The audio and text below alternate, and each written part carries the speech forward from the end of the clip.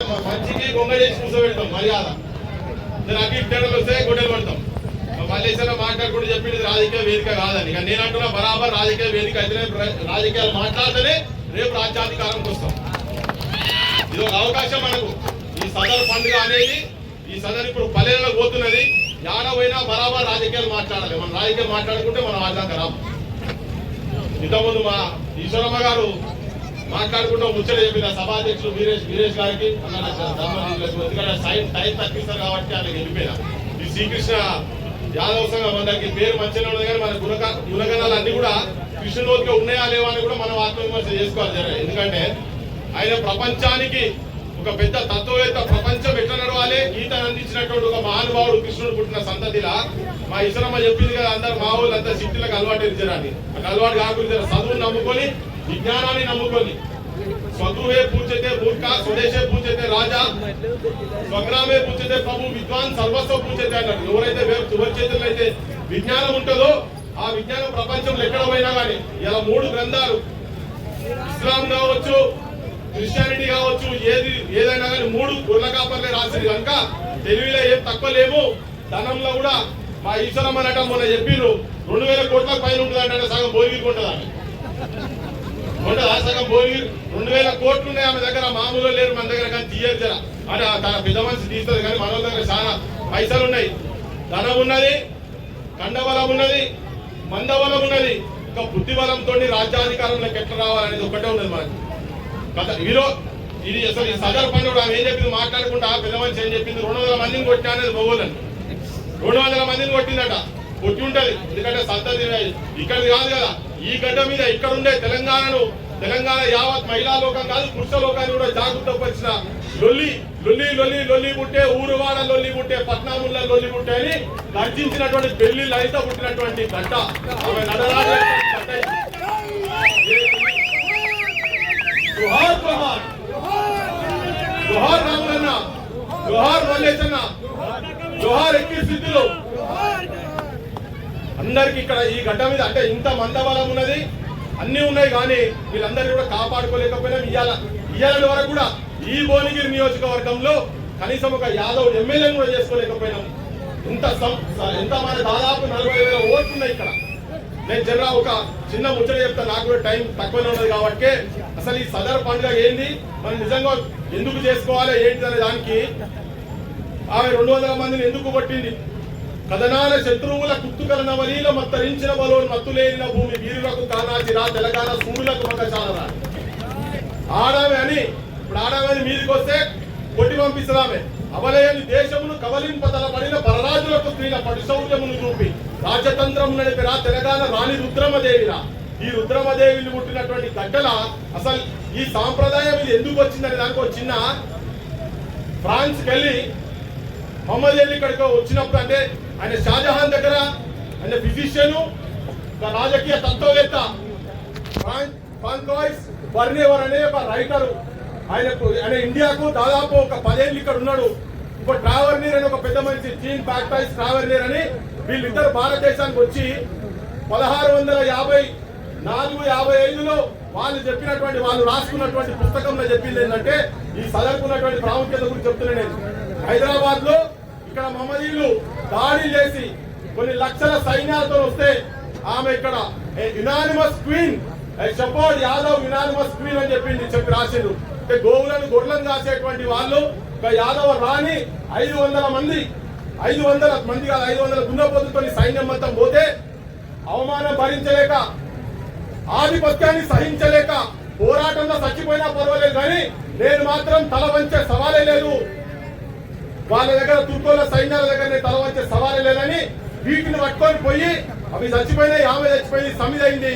దాని తర్వాత ఆమె పేరు మీదనే ఇక్కడ ఈ ప్రాంతంలో కూడా మన దగ్గర కూడా అప్పటి నుంచి కొంతకాలం అక్కడిక్కడ మావోలు యువకుల దున్నపోత మీద నిలబడి హాకీ స్టిక్ బట్టి తిప్పింది కదా, ఆ కాలంలో తల్వార్లు బట్టి తిప్పిందని చెప్పి నేను చెప్తున్నా. తల్వార్లు బట్టి తిప్పిందని ఇది నిన్న చెప్తా ఉన్నారు. మన దగ్గర వైఎంసీఏ దగ్గర జరిగిందని కానీ మొన్న పోయినా ఉప్పర్గూడ దగ్గర 1923లో కూడా అక్కడ జరిపించుకున్నారట. అంటే మన దగ్గర వీరత్వం ఉన్నది, శూరత్వం ఉన్నది. మల్లేశ్వర చెప్పిండు మొత్తం దేశంలో ఉన్నటువంటి పెద్ద పెద్దలో అన్ని విషయాలు చెప్పిండు. కానీ ఇక్కడ ఇంకా ఆడి పాడే వయసులోన చదువు సంధ్యాలేమీ లేక గొర్లగాసి బర్లగాసి నువ్వు గోవులల్లా కలిసినావా చిన్నితమ్మయ్యా చిన్నితమ్మయ్యా నీ కన్నీరు నా కన్నీరు కలిగినోళ్లకు పన్నీరాయని. ఇంకా మన జాతులు చదువుకు దూరమై ఉన్నారు, విజ్ఞానానికి దూరమై ఉంటున్నారు, బడులు బంద్ అవుతున్నావు. నీకు రాజ్యాధికారం కూడా నీతివంతుల చేతులల్లా నిజాయితీ పరుల చేతులల్లా. కేవలం యాదవులు కాదు, యాదవులు అందరినీ కలుపుకొని అందరికి నాయకత్వం వహించి సమాజాన్ని మొత్తం ఆధిపత్యం ఎట్లయితే తీసుకొచ్చిండ్రో అందరికి మంచి వండుకుంటూ ఇలా నిజాయితీకి ప్రతీక యాదవులా కాదా? యాదవులా కాదా? నిజాయితీకి నీతికి కొద్దిగా మన దాంట్లో కూడా అటు ఇటు పోయిట ఉన్నారు. ఇక రేపు అందరం సకలంగా ఏం లేదు, కానీ ఉండాల్సిన అవసరం ఉన్నది. మనం నిజంగా కూడా శ్రీకృష్ణుని సంతతి కనుక అయ్యేది ఉంటే, మనము శ్రీకృష్ణుని బొమ్మ కనుక ఇండలో పెట్టుకునేది ఉంటే, ఎక్కడెక్కడైతే నీతికి నిజాయితీకి నిలబడేటువంటి వాళ్లకు పైసలు లేకుండా మందు తాగకుండా మటన్ ముక్కలు చికెన్ ముక్కలు తినకుండా నిజాయితీ పరుల కనుక ఓట్లేస్తే ఈ రాజ్యం మన చేతులు ఉంటది. 75 సంవత్సరాల తర్వాత ఇప్పుడు మొన్న ఈ సంవత్సరం పోయిన సంవత్సరం దీన్ని అధికారికంగా చేస్తున్నారు. ప్రతి ఊర్లలో సదరులు వచ్చే సంవత్సరం నుంచి పెట్టుండ్రి. ప్రతి ఊర్లలో పెట్టాలి, ప్రతి జాగాలలో పెట్టాలి. ఒక రాజకీయ చైతన్య సదస్సులు కావాలి, ఇక్కడ ఉపన్యాసాలు ఉండాలి, యువతరాన్ని చైతన్యవంతం చేసేటువంటి మాటలు ఉండాలి, అనుభవాలు ఉండాలి. తెలంగాణ ఉద్యమమే కాదు, అన్ని ఉద్యమాలల్లో మన భాగస్వామ్యం ఉన్నది. ఇక్కడ తెలంగాణ అసలు మీకు ఒక ముచ్చట చెప్తే ఇక్కడ అన్న ఇంకొక ముచ్చట చెప్పొచ్చా? చాలా మంది తెలియదు, తెలంగాణ అనగానే కాళోజీ నారాయణరావు అనుకుంటారు, అంతేనా? అంతే కదా. అసలు మొట్టమొదలు అమరుడైంది కూడా దొడ్డి కొమరయ్య సాయుధ పోరాటంలో తెలంగాణ ప్రాంతానికి, ఈ ప్రాంతం మన పక్కకే గిన్నె ఉంటది కదా, కడవండి దగ్గర కడవండి వీరపుత్రుడా, కమ్యూనిస్టు జ్ఞాన నేత్రుడా, ఆయన మీద సాహిత్యం కూడా వచ్చింది. త్యాగం తనదైతే తెలంగాణ హైదరాబాద్ స్టేట్ ను ఆంధ్ర స్టేట్ కడపాలన వద్దానే జరిగి అనే చర్చ జరిగేటప్పుడు మొట్టమొదటి ఇక్కడ గలం మొదలు పెట్టింది ఎవరంటే ఈ కులంలో మీ కులంలో ఉన్నట్టు యాదవ్ జాతిలో ఉన్నటువంటి ఒక యాదవుడే చెప్పదలుచుకునేకు. Idli sambar go back movement, హైర్ మూల్కి గో బ్యాక్ మూవ్మెంట్ 1952లో తెలంగాణ సోదరా తేల్చుకో నీ బ్రతుకు మోసపోతీవో నీవు గోసపడతావు, చావు బ్రతుకుల మధ్య సాగుతున్నది నావ, ఏ దరికి చేర్చేవో సోదరా నీ నావ, ఆంధ్రుత కలిసి వడగంటి పోతావు, ప్రత్యేకమై ప్రగతి సాధిస్తావు, ప్రతిభ చూపిస్తావు, తెలంగాణ సోదరా తేల్చుకో నీ బ్రతుకు మోసపోతీవో నీవు గోసపడతావు అని రాసినటువంటి బిడ్డ మీ జాతిలో పుట్టినటువంటి బిడ్డనే. కానీ చరిత్ర ఎక్కడ కనిపించదు. ఇక్కడ పాలకులు మొత్తం ఇటువంటి చరిత్రను పొందబెట్టరు. 58 యొక్క చరణం చెప్పి మీరు ఎప్పుడు నిన్నరా సంజీవారెడ్డి మామ పాట అయినరా? ముఖ్యమంత్రిని ఏ నక్సల్ పోరాటాలు లేవు 1958 నక్సలైట్లు లేరు, ఇక్కడ అరుణోదయ సాంస్కృతిక సమాఖ్యలు లేవు, ఇక్కడ తిరుగుబాట్లు లేవు. అక్కడ కేవలం రైతాంగ పోరాటాలు మీకు ఉన్నాయి, కమ్యూనిస్టు తప్ప. తెలంగాణ ఆందోళన మీద ముఖ్యమంత్రి మీద ఇయ్యాల మాట్లాడడం కూడా మన వాళ్ళకు 5 మంది అడుస్తుంటాయి. కానీ సంజీవారెడ్డి మామ అయ్యో రామ సంజీవారెడ్డి మామ सुनो जी मेरा गाना कहता है तेलंगाना, इंसान तुमको माना ऐसा कभी ना जाना, बता दिया जमाना बंदर का कारनामा राशिदु. ఈ జాతిలో ఉన్నటువంటి యాదవ్ బిడ్డని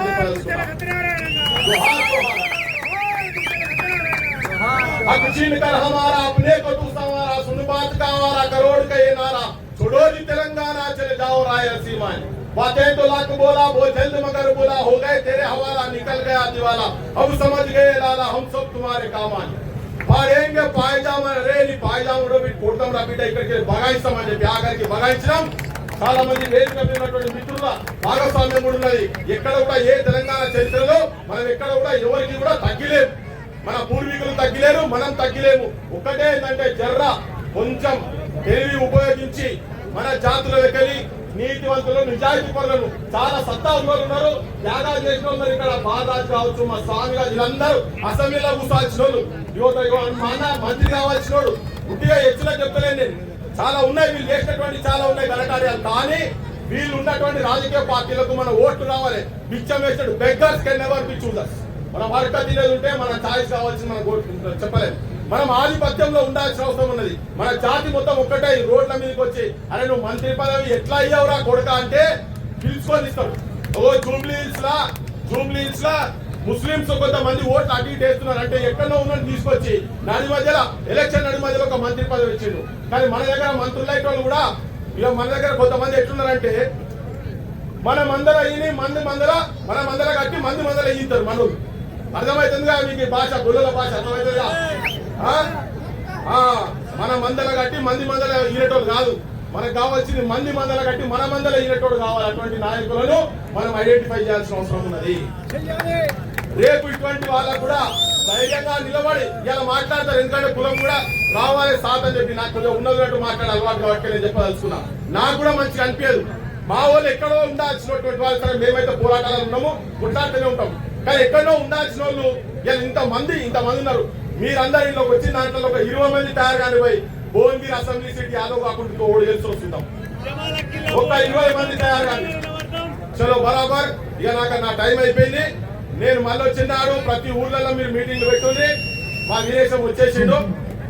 నేను మళ్ళీ వచ్చినాడు. మళ్ళా అయినట్టే మీరు ట్రైనింగ్ క్లాసెస్ పెట్టాల్సిన అవసరం ఉన్నది. ఇక్కడ ఇది సదర్ అనేది ఒక అవకాశంగా తీసుకొని ప్రతి ఊర్లలో సభలు సమావేశాలు పెట్టాల్సిన అవసరం ఉన్నదని చెప్పి మళ్ళీ ఒకరికి విజ్ఞప్తి చేస్తూ, మీ శ్రీకృష్ణ యాదవ్ సంఘంలో మా శేఖర్ కూడా ఉన్నాడు. ఇక్కడ వాళ్ళ టీం ఉన్నది. మా పెళ్లిళ్ళంతా కొడుకు కూడా వచ్చి వేదిక మీద ఉన్నాడు. వాళ్ళ కుటుంబం ఎంత మామూలు త్యాగాలు కావు వాళ్ళు చేసినాయి. వాళ్ళ ఇబ్బందులు మామూలు కాదు. చిన్నప్పుడు ఎప్పుడో చచ్చిపోతే ఇప్పటిదాకా వచ్చి ఒక లెక్చరర్ అయితే చేసుకుంటా ఉన్నాడు. వీళ్ళందరినీ ఒక ఉదాహరణ కూడా ఈ కుటుంబాలను మన జాతి కావచ్చు ఆ సమాజం కూడా ఉదాహరణగా తీసుకొని ముందుకు నడవాలని చెప్పి మీ అందరికీ విజ్ఞప్తి చేస్తూ ముగిస్తున్నా. Thank you so much.